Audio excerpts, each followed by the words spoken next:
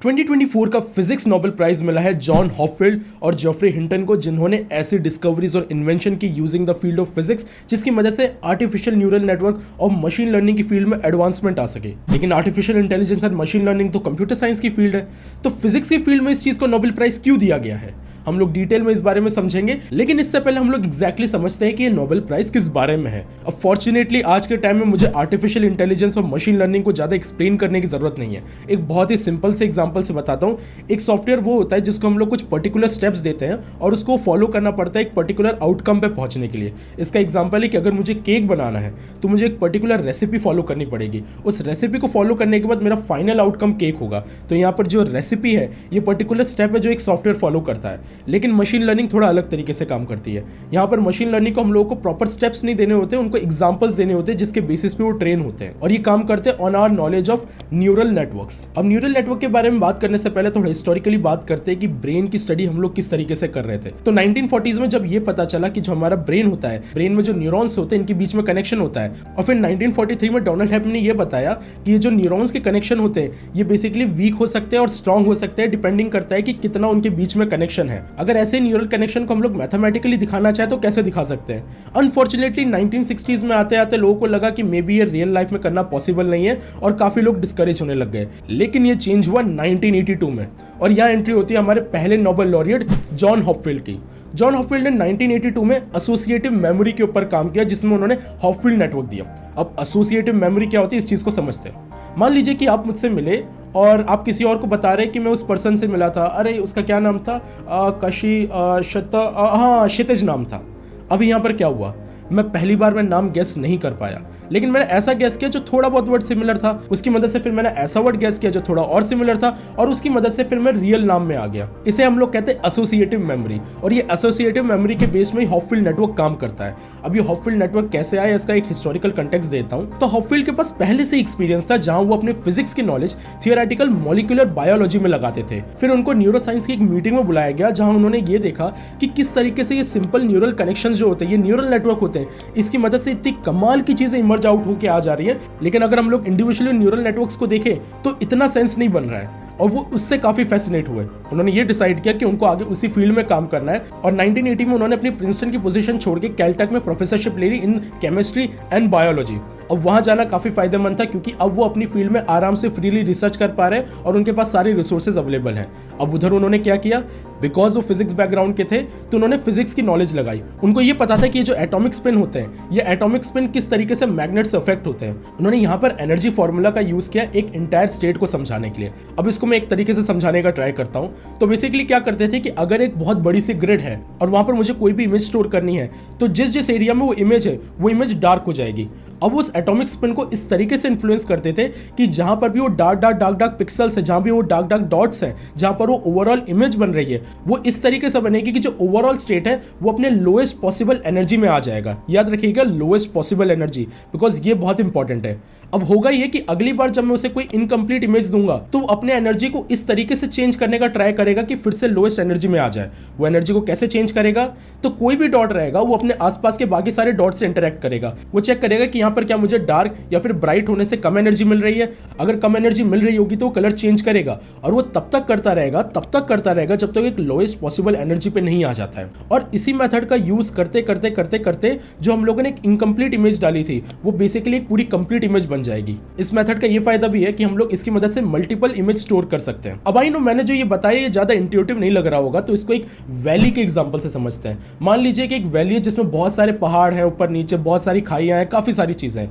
उसमें अगर हम लोग एक बॉल ड्रॉप करते हैं, और क्योंकि हम लोग फ्रिक्शन को कंसिडर करेंगे कि वो बॉल धीरे धीरे जाएगी, फिर वो कहीं पे अटकेगी। अगर वहां देखेगी कि अगर वो और नीचे जा सकती है तो बॉल और नीचे जाएगी, और तब तक वो नीचे जाती रहेगी जब तक वो सबसे लोएस्ट एनर्जी वाले स्टेट पे नहीं चली जाती। और वो लोएस्ट एनर्जी वहां का एक लोकल मिनिमा हो सकता है।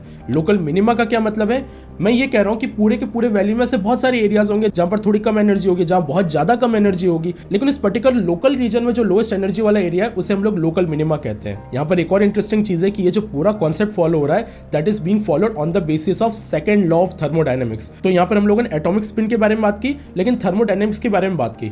अब मैं कुछ चीजें स्पेसिफिक बता देता हूँ। जब भी यहाँ पर हम लोग दो नॉट्स के कनेक्शन लेते हैं, ये नॉट्स के कनेक्शन को हम लोग न्यूरॉन्स के कनेक्शन जैसा मानते हैं। अब वहां पर स्टार्टिंग में हॉपफील्ड ने बोला कि जो नॉट्स के कनेक्शन है ये 0 और 1 जैसे हो सकते हैं और इनके बीच के जो स्ट्रेंथ होंगे वेरी करेंगे डिपेंडिंग कि कितना कनेक्शन बन रहा है। लेकिन धीरे धीरे जैसे वो रिसर्च करते गए वो 0 और 1 में रिस्ट्रिक्टेड नहीं रहे, उन्होंने और भी नंबर्स पे ये करना शुरू किया। ये इस तरीके से ही है कि हम लोगों के पास एक टाइम पे ब्लैक एंड व्हाइट इमेज हुआ करती थी, लेकिन धीरे धीरे हमारे पास कलरफुल इमेज आती गई क्योंकि हम लोग और नंबर से खेल पा रहे हैं। लेकिन दिक्कत ये है कि जॉन हॉपफील्ड ने जो अपना हॉपफील्ड नेटवर्क दिया है इसकी मदद से हम लोग किसी इमेज को स्टोर तो कर सकते हैं, लेकिन उस इमेज को इंटरप्रेट कैसे करें ये एक प्रॉब्लम थी। और इस प्रॉब्लम को सॉल्व किया हमारे second Nobel laureate Geoffrey Hinton ने। Geoffrey Hinton basically artificial intelligence और एक्सपेरिमेंटली साइकोलॉजी पहले पढ़ चुके थे और उनको इस फील्ड में काफी इंटरेस्ट था। जब उन्होंने हॉपफील्ड नेटवर्क के बारे में पढ़ा तो वो काफी इंटरेस्टेड थे और उन्होंने अपने कलीग्स के साथ मिलकर एक मैकेनिज्म फाइंड करने का ट्राई किया कि कैसे वो लोग इन इमेज को आइडेंटिफाई कर सकते हैं, उनको इंटरप्रेट कर सकते हैं। और उसका तरीका उनको मिला स्टैटिस्टिकल फिजिक्स से।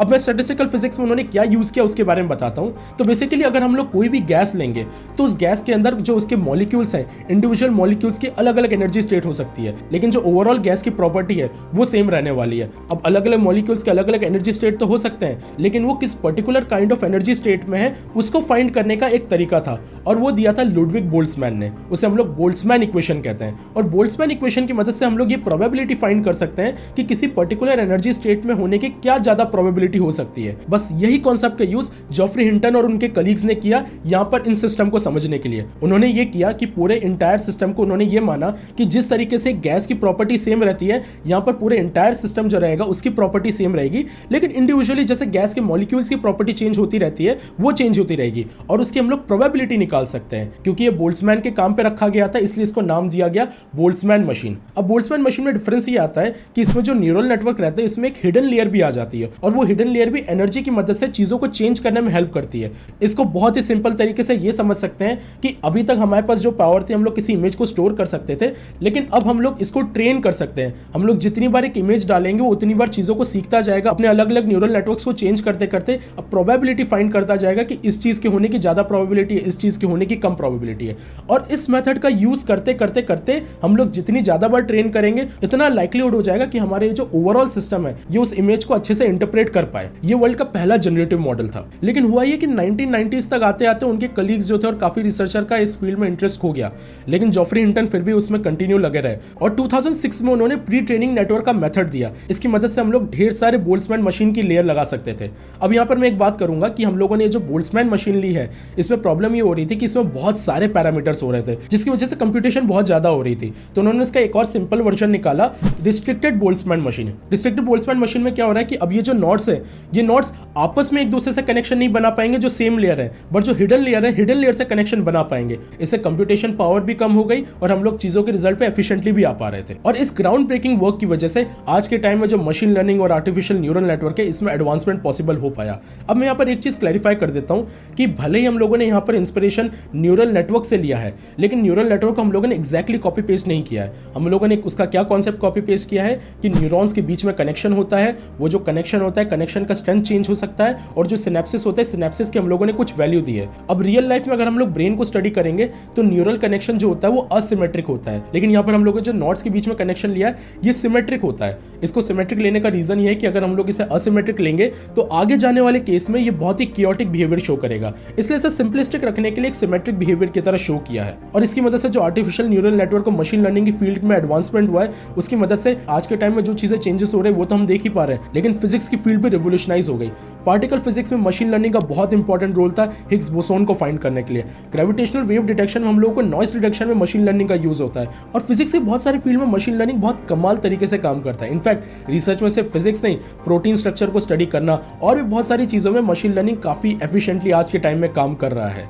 लेकिन अब फिर ये क्वेश्चन आता है कि क्या ये नोबेल प्राइज जस्टिफाइड था, क्योंकि ये नोबेल प्राइज गया उनको जो आज के टाइम में कंप्यूटर साइंस की फील्ड में काम कर रहे हैं। अब यहाँ पर मेरे कुछ आर्गुमेंट्स हैं and you are free to disagree with me, but मैं अपने पॉइंट्स पहले रख देता हूँ। मेरा पहला पॉइंट ये है कि यहाँ पर जो भी फाउंडेशन यूज हुई है, second law of thermodynamics, spins की study, statistical mechanics, Boltzmann equation, ये सारे फिजिक्स की बहुत ही फंडामेंटल चीजें हैं जिसका इस्तेमाल करके हम लोगों ने फर्दर वो चीजें डेवलप की जो कि आगे एडवांस चीजों में काम आ सके। इसलिए नोबेल कमेटी ने भी ये बोला हुआ है कि उन्होंने फिजिक्स की फाउंडेशन और इन्वेंशन जो यूज किया है आर्टिफिशियल एक्सपोनेंशियल न्यूरल नेटवर्क और मशीन लर्निंग के लिए उसके ऊपर प्राइस दिया है। तो फिजिक्स के जो टूल को हम लोगों ने यूज किया है, फिजिक्स के जो मेथोडोलॉजीज को यूज किया है, फिजिक्स के जो कॉन्सेप्ट को यूज किया, उसको बिल्ड करने के लिए उसके बेसिस पे उन्होंने बोला है कि ये नोबेल प्राइज क्यों जाना चाहिए था फिजिक्स की फील्ड में। साथ साथ में अगर ये देखा जाए तो फिजिक्स की जो भी फंडामेंटल फील्ड होती है, एक टाइम पे जब वो बहुत ज्यादा डेवलप हो जाती है, तो बहुत ज्यादा डेवलप होने के बाद जब वो इस फॉर्म में आ जाते हैं कि वो कमर्शियलाइज हो सके, तो वो फिजिक्स की फील्ड नहीं रहती है, वो कमर्शियलाइज होकर प्रोबेबली इंजीनियरिंग